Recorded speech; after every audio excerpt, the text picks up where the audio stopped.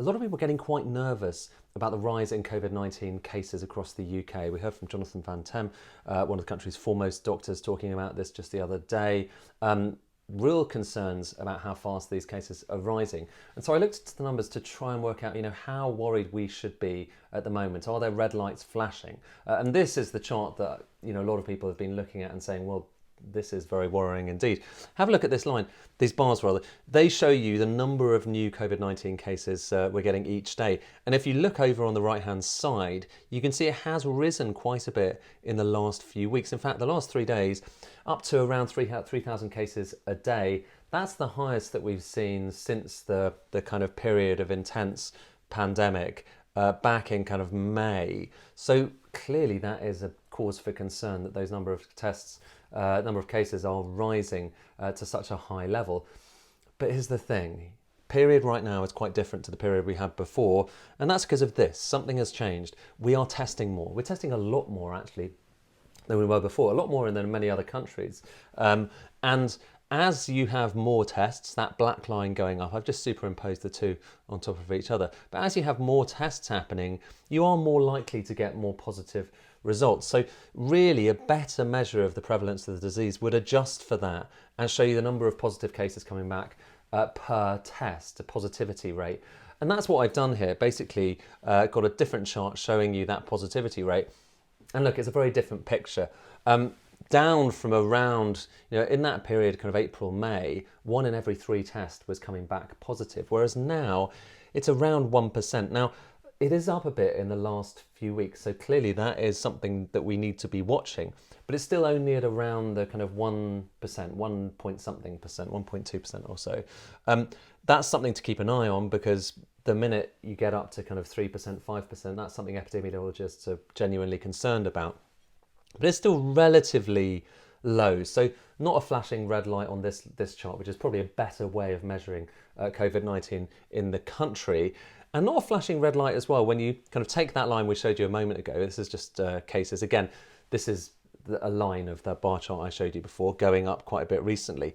When you compare that to deaths, and this, obviously, the number of people dying of disease is perhaps the most concerning of all of the statistics that we've covered over the past few decades in this country. But have a look at the relationship between these two lines. So early on in the pandemic, the number of deaths, that black line, was rising in lockstep with the number of cases. But have a look at what's happened more recently. The number of cases has gone up, but that black line, deaths, has remained very low. In fact, the number of deaths that we've seen recently is about the lowest it's been since the onset of the disease, kind of around 10, maybe 20 a day, but low double figures, numbers of deaths, higher than anyone would like, but nonetheless lower than they've been for quite some time. And it does look like there's been a kind of, the relationship between those two lines has broken down in a encouraging way. Now, is this just that we haven't yet seen, is there a lag? Often, people get COVID-19, it takes some time before they face having to go to hospital, and some people sadly die. So are we just seeing a kind of lag, and we will see an impact from this in the next few weeks? Well, that's quite possible, but it so happens that in many other countries around Europe, they saw rises in cases before the UK, so we kind of get a little sneak preview of what that lag might actually look like. And the kind of moderately encouraging thing is in many of these countries there has been a rise in cases, but it hasn't necessarily converted to a big rise in deaths. So this is Belgium. So similar chart. In this case, it's cases per 100,000, deaths per 100,000, but over a kind of 7-day period, which is why those lines are a bit smoother. But the important thing is the relationship between them. And look at this again, the black line and the white line, so deaths and cases rising in lockstep, falling in lockstep. And recently, cases rising, but deaths remaining pretty low. And actually, cases coming down in Belgium. In a day, next few days, it might well be that there is less prevalence of the disease per 100,000 of the population than there is in the UK. Yet we are imposing quarantine. There's some question marks perhaps about the logic of that, but here we go. Similar picture as well in France. So cases, look recently, cases rising very sharply, deaths very low indeed, and cases have been rising for a good month or so. In France, we haven't seen much of an increase in deaths. Again, something to keep an eye on, because there are some surgeons talking about increased admissions in hospitals, but nonetheless, so far, that hasn't converted to the kind of what we were seeing earlier on in the pandemic.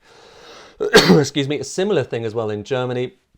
Cases not rising as much, but nonetheless deaths much lower. And in the US, even though the pandemic has been very different in the US, much more intense, more people dying, at least in terms of kind of pure numbers. Look, cases, that white line still now above the deaths line, whereas you saw more deaths in the early points of this pandemic. So there is some encouraging news when you look deeper into the data at this relationship. And why is that happening? No one's entirely sure. You know, might it be because the viral load is lower at the moment, so people aren't getting as much of the disease? Might it be that we are getting better at treating the disease? Certainly there's some evidence for that people are surviving more in intensive care when they come down with this disease. So some encouraging news there, but in practice, no one really knows. It's one of the things about COVID-19, so many mysteries, which is why, you know, we just keep looking at the data and keep not fixing upon one answer and remaining relatively open to new explanations as they come along. And while there are no flashing red lights, clearly it's important to be vigilant about this, vigilant about the rise in cases, vigilant certainly about the rise in deaths if that does indeed happen, and vigilant too about series like this. This shows you the number of people in hospitals, and right now, again, no flashing red lights. There is not an increase really. There's a slight increase in the last few days, but nothing like a trend, you know, more like noise in admissions to hospital for COVID-19. And we need to keep an eye too on tests and the number of cases that are coming back positive, because it does look like it's going up. And here's where the one thing that I'm really quite concerned about over the course of the past few days, it's not just those overall numbers.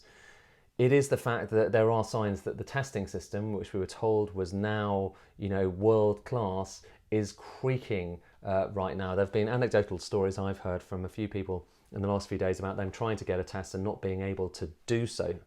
That's pretty worrying, given that we are seeing cases rising and people are going to be concerned about that. And you can't get the economy going again and have the disease being kind of commonplace throughout this country if you're not able to locate where it is and if you're not able to trust the testing system. And now we have official admission from one of the people in charge, Sarah Jane Marsh, that it's not really working very well right now. Can I please offer my heartfelt apologies to anyone who cannot get a COVID-19 test at present? All of our testing sites have capacity. It's our laboratory processing that's the critical pinch point. So, you know, an admission there that the labs aren't necessarily getting these tests processed as fast as they should, that they're having real problems right now. I find that really worrying, given that testing is going to be the absolute foundation for how the UK deals with this disease in the coming months, if it doesn't want to have to go back to nationwide or big lockdowns. So we'll be keeping an eye on that and how testing is going. We'll be keeping an eye on all of these statistics over the course of the next few weeks. So far, no flashing red lights, but also no cause for complacency.